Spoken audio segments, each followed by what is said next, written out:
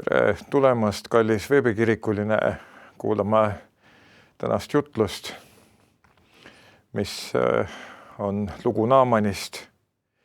Ja selle alguseks ma loen piibli kirjakoha 2. kuningate raamatust 5. peatükist esimesed 15 salmi. Naaman, Süüria kuninga väepealik, oli oma isanda silmis suur mees ja kõrgesti austatud, sest tema läbi oli issanda andnud Süüriale võidu. See vapper mees oli aga pidalitõbine. Kord olid süürlased käinud röövretkel ja toonud Iisraelimaalt vangina kaasa väikese tüdruku, kes teenis Naamani naist. See tütarlaps ütles oma emandale: kui mu isand oleks ometi selle prohveti juures, kes on Samaarias, küll see teeks tema pidalitõvest terveks. Siis läks Naaman ja jutustas oma isandale öeldes: nõnda ja nõnda rääkis see tütarlaps, kes on Iisraeli maalt. Ja Süüria kuningas ütles: võid minna, aga tule ma läkitan kirja Iisraeli kuningale. Ja ta läks ning võttis enesega kaasa 10 talenti hõbedat, 6000 seeklit kulda ja 10 pidurüüd. Ja ta viis Iisraeli kuningale kirja, milles öeldi: kui nüüd see kiri jõuab sinu kätte, vaata siis ma olen läkitanud sinu juurde oma sulase Naamani, et sa teeksid ta pidalitõvest terveks. Aga kui Iisraeli kuningas kirja oli lugenud, siis ta käristas oma riided lõhki ja ütles: kas mina olen Jumal, et ma võin surmata ja teha elavaks? Sest see läkitab minu juurde, et ma teeksin mehe pidalitõvest terveks. Kuid mõistke nüüd ja nähke, ta otsib minuga tüli. Aga kui jumalamees Elisa kuulis, et Iisraeli kuningas oli oma riided lõhki käristanud, siis ta läkitas kuningale ütlema: miks sa oled oma riided lõhki käristanud?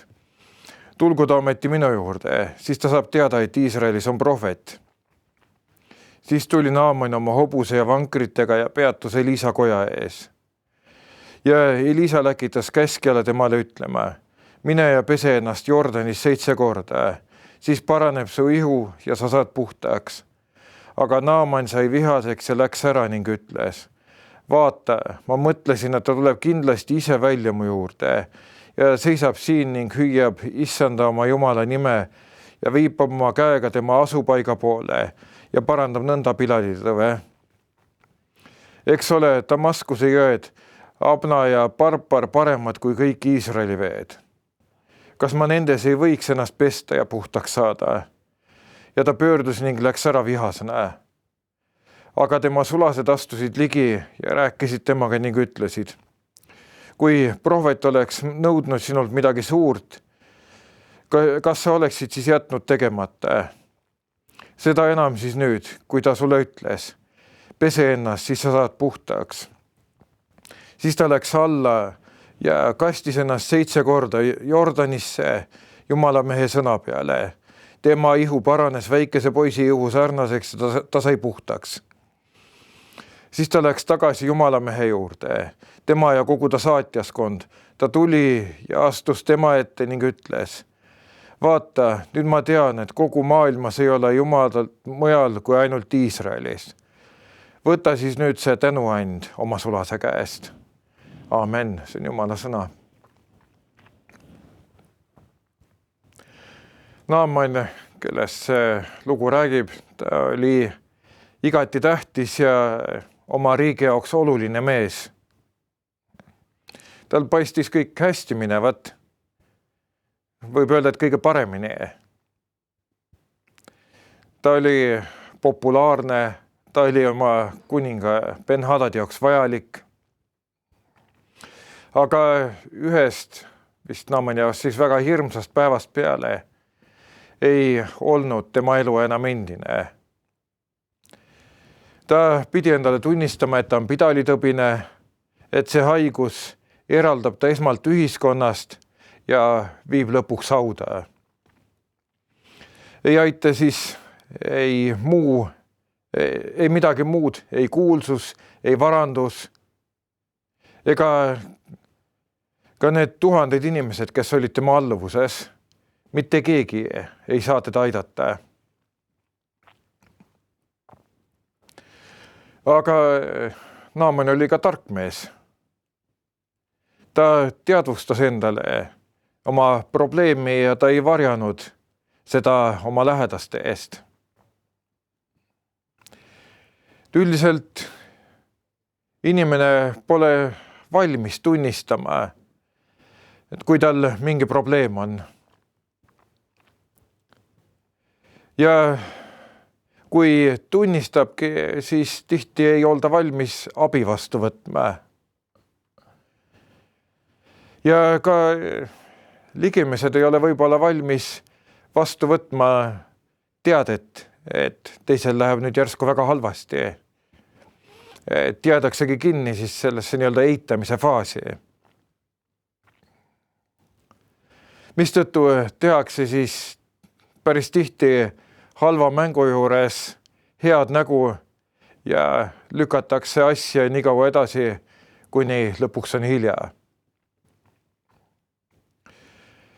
Ja kõige selle juurde käib tihti ka pingete maandamine, kas siis oma lähedaste peal või meelemürkidega.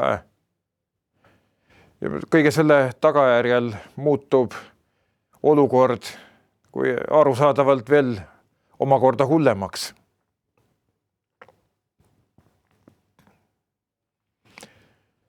Naaman siis vajas abi, vajas kedagi, kes ta terveks teeks. Tänapäeva mõistes ta vajas arsti. Et jah, tänapäeval on maailmas arste palju ja on ka igasuguseid imeravitsejaid. Nii Eestiski on neid omajagu. Ma ei tea, miks, aga millegipärast pühendab ajakirjandus neile päris tihti palju leheruumi. Ja siis nad saavad sellega veelgi nagu populaarsemaks. Ma ei tea, ju siis lähevad sellised imeravitsejad ka ajakirjanikele korda.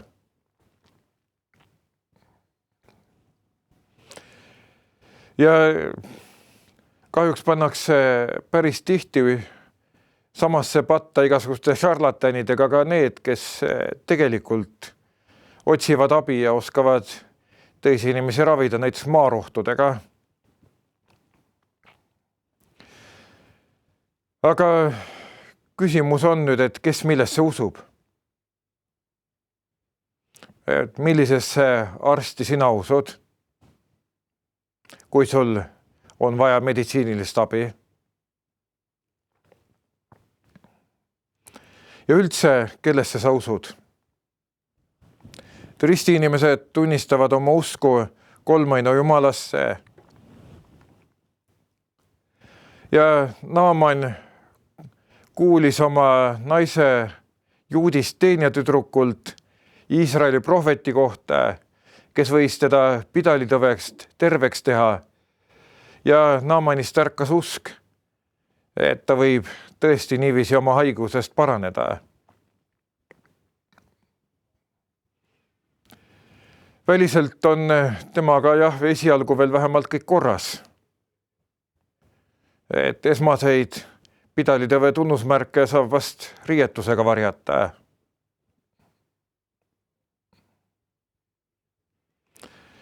Ja tal oli olemas kõik, mida temaaegne inimene iganes võis ihaldada. Sellest ma juba rääkisin. Aga sellisel kõigel heal, kõigel nagu sellisel mugava elu võimaldamise abivahenditel, rahal, inimestel, kes teda kuulavad, kes teda teenivad, kõigel sellest ei ole ju lõpuks kasu, kui surm vääramatult läheneb.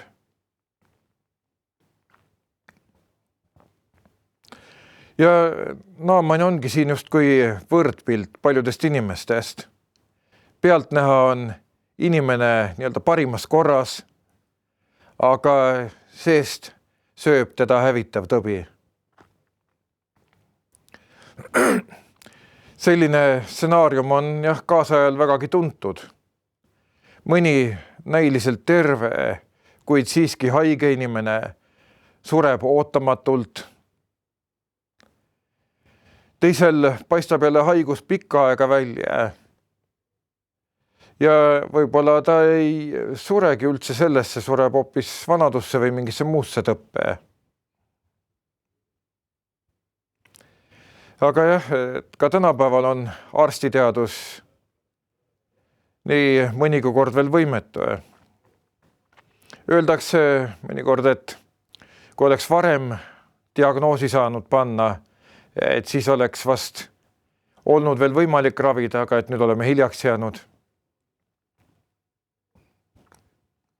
Ja pidalitõbi, mis Naamanit vaevas, see oli tema ajal ravimatu ja on tegelikult seda ka täna. Kuigi jah, seda haigust ennast on nagu väga väheks jäänud. Sellised haiged on läbi ajaloo eraldatud tervete hulgast, sest tegemist on ikkagi nakkushaigusega.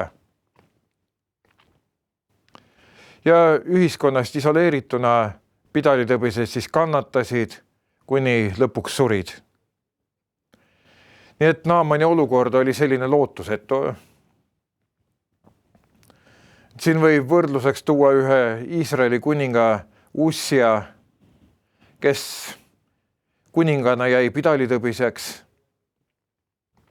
Tal oli kõik olemas, mis tal oli vaja, aga tema ümber ei olnud enam inimesi. Ta elas omaette kojas, sest keegi ei julgenud tema lähedale minna. Nii-öelda elumugavused olid olemas, aga suhted kadusid. Ja Naamanil terendas vast sarnane tulevik. Tema olukord oli lootusetu. Aga siin on veel üks oluline detail Naamani puhul. Piiblis kirjutatakse, et Jumal oli selle paganliku väepealiku läbi andnud Süüriale suure võidu. Et Jumal oli Naamanit kasutanud.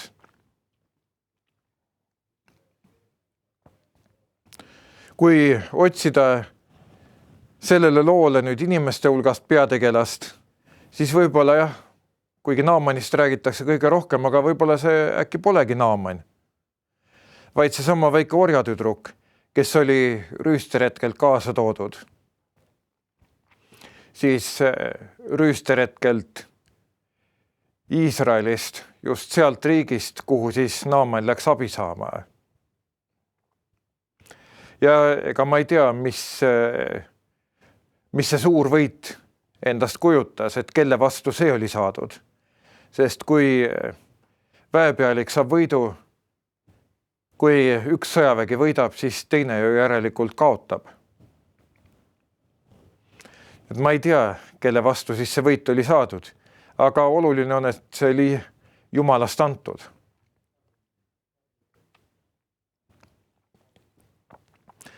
Aga kaotajaks pooleks siin loos, vähemalt esialgu oli just see orjatüdruk, see väike laps, kes oli oma kodust vägivaldselt ära viidud ja kellest siis oli saanud Naamani naise teenija. Jah, ta oleks võinud olla ju tegelikult kuri kogu maailma peale. Ta oleks võinud tunda rõõmu, kui talle halba teinud inimeste pealik, nüüd sõjaväepealik, peab kannatama ja surema. Et kui minu vaenlastel läheb halvasti, siis peaks minul ju nagu hästi minema, aga alati see pole nii.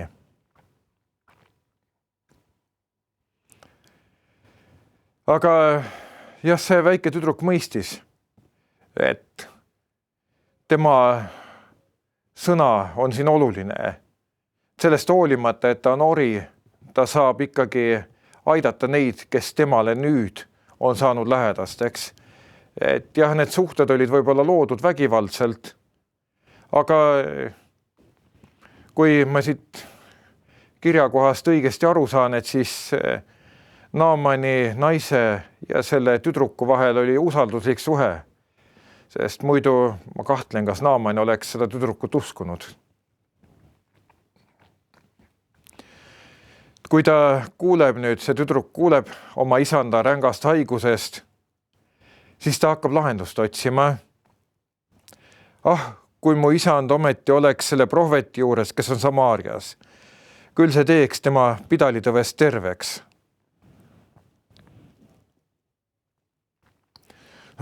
Ja Naaman lähebki nüüd, läheb Iisraelisse. Ta võtab kaasa kingitused, vastavalt siis oma staatusele ja tolle aja kommetele ning asub teele. Teda on saadetud esialgu Iisraeli kuningakotta, sest Süüria kuningas andis talle kaasa kirja just Iisraeli kuningale.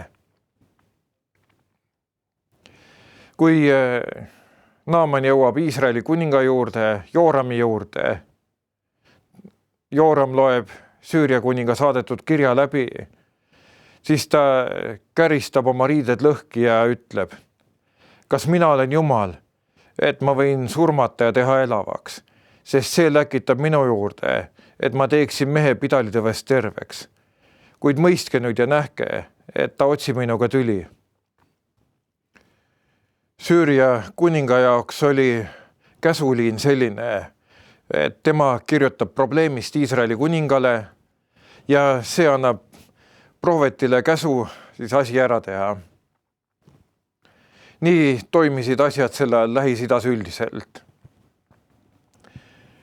Nii toimisid need arvatavasti ka Süürias.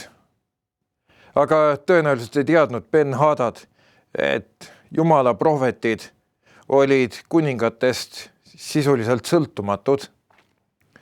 Nad ei kuulunud kuninga hoovkonda.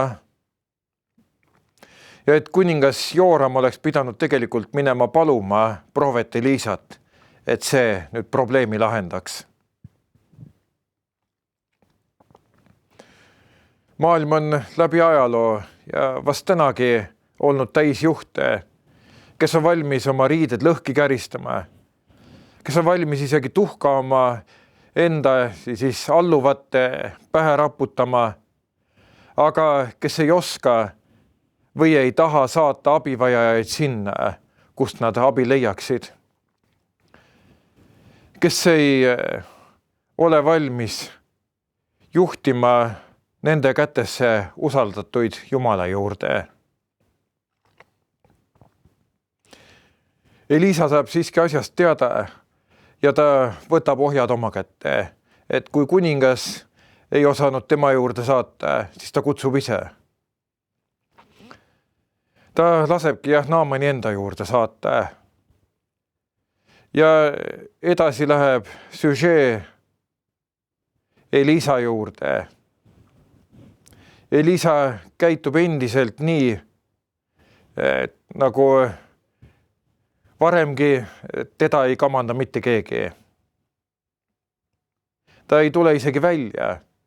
Ta saadab vaid oma teenri Naamanile ütlema, et see ennast 7 korda Jordanis peseks, et siis ta saab pidalitõvest puhtaks.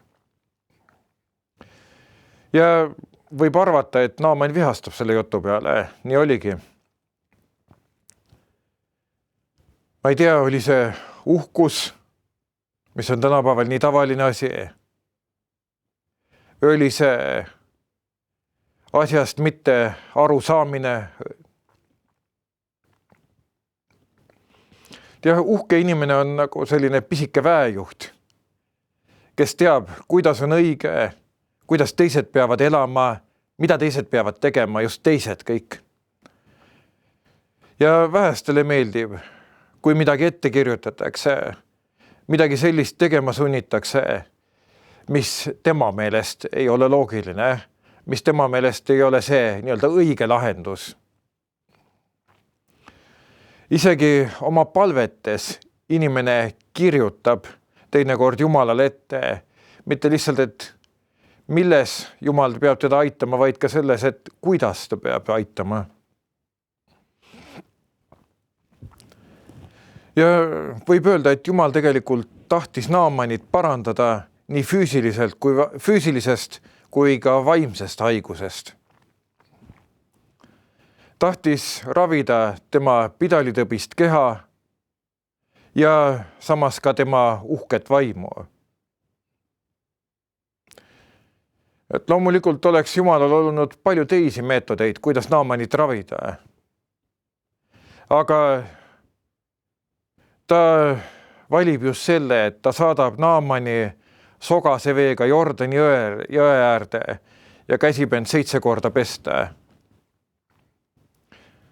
See korraldus oli Süüria väepealiku jaoks piisavalt alandav, et tema hing võiks selle täitmisest, selle läbi saadud usukogemusest, kõige selle läbi terveks saada, et tema uhkus võiks kaduda. Kuigi need Süüria jõed olid tegelikult ka puhtamad ja paremad. Aga Naaman siis kuulas lõpuks oma sulaste häid soovitusi. Ta läks alla ja kastis ennast 7 korda Jordanisse Jumala mehe sõna peale. On lihtne vastata küsimusele, et mis oleks Naamanist saanud siis, kui ta olekski vihaga läinud sealt Jumala mehe juurest minema. Tal oleks tulnud surm haigus läbi. Selline käitumine on inimesele ju nii omane. Uhkelt pea püsti vastu oma vääramatule lõpule. Ei grammigi järeleandmist. Ei sammugi taganemist oma ideedest.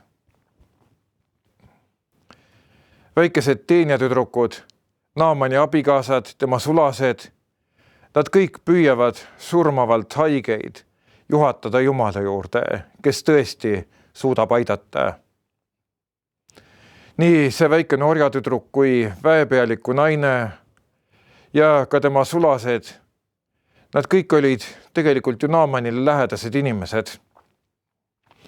Nad tundsid seda, nad tundsid Naamanit, nad nägid teda lähedalt, nad teadsid tema probleeme. Nad hoolisid Naamanist. Isegi see väike orjatüdruk, kes oli vägisi oma kodust ära viidud, oli näha, et ta hoolis Naamanist. Ja Naamani lähedased tegid kõik, et ta leiaks elu. Ja kui Naaman oli teinud nii, nagu prohvet käskis, see on kirjutatud, et tema ihu paranes väikese poisi ihu sarnaseks ja ta sai puhtaks. Ja Naamani reaktsioon oli nüüd selline, et ta läks tagasi prohvet Elisa juurde, kogu tema saatjaskond ja tunnistas, et kogu maailmas ei ole muud jumalat mujal kui ainult Iisraelis. Nii et Naaman reageeris usuga. Kõigepealt ta oli uskunud, et Iisraelis on prohvet, kes võib teda terveks teha.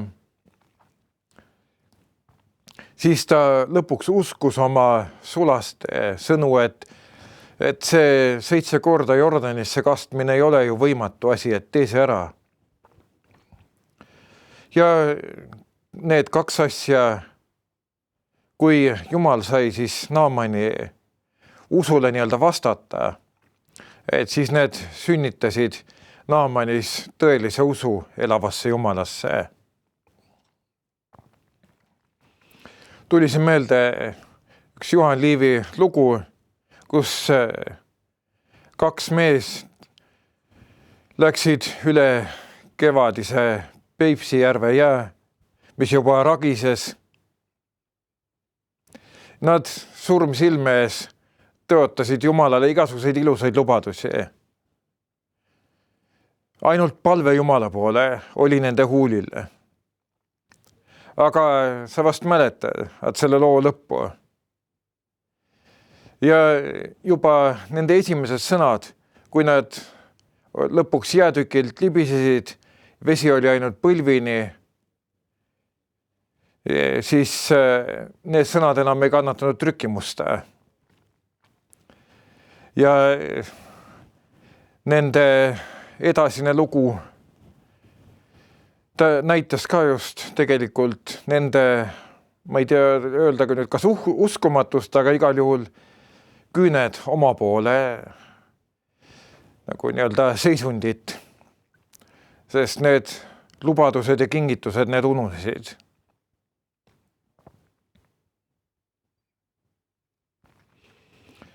Aga Naaman seevastu usaldas ennast täiesti Jumala kätte. Ta lubas, ta teadis, keda ta edaspidi kummardab, kellesse ta usub. Kui tema usk oli senini olnud ainult nii-öelda läbi häda, usk hädas, et siis tervenemise hetkest peale sai tema usust nii-öelda heapäeva usk.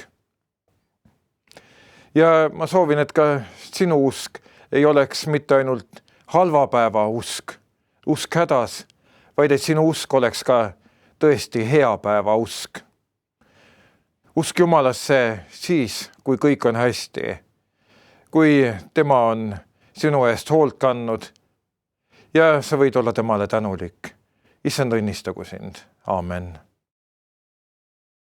Palvetame. Meie hea taevane Isa, me täname sind.